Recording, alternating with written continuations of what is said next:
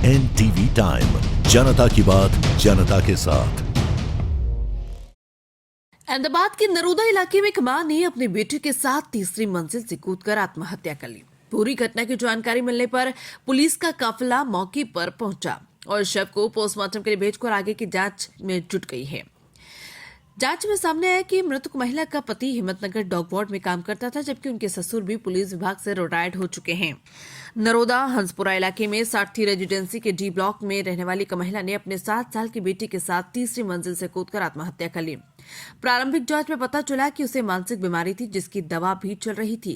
मृतक महिला का पति हिम्मतनगर मुख्यालय स्थित डॉग वार्ड में काम करता है, जबकि उनके ससुर भी पुलिस विभाग से रिटायर्ड हो चुके हैं। हालांकि पुलिस ने आत्महत्या के पीछे सही कारण का पता लगाने के लिए जांच शुरू कर दी है।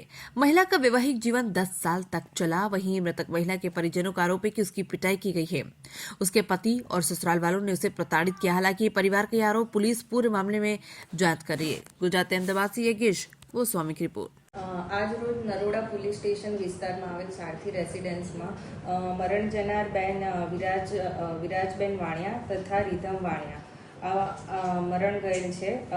હકીકત એ પ્રમાણે છે બનાવની કે મરણ જનારના લગ્ન 2014માં થયેલ હતા। તેમના પતિ છે મિતેશભાઈ વાણિયા, એમના સાથે તેમના લગ્ન થયેલ હતા અને મરણ જનારને તેમના સાસુ સસરા તથા પતિ તરફથી અવારનવાર માથાકૂટ થતી, બોલાચાલી થતી, ઝઘડા થતા તથા શારીરિક અને માનસિક ત્રાસ આપવામાં આવતો હતો અને મરવા માટે મજબૂર કરવામાં આવતા હતા એવું પ્રાથમિક તપાસ દરમિયાન જાણવા મળેલ છે। જે સંદર્ભે હાલમાં મરણ જનારના પતિ છે મિતેશ કુમાર તથા સાસુ સસરા વિરુદ્ધ મરવા માટે દુષ્પ્રેરણ અંતર્ગત ગુનો દાખલ કરવામાં આવેલ છે।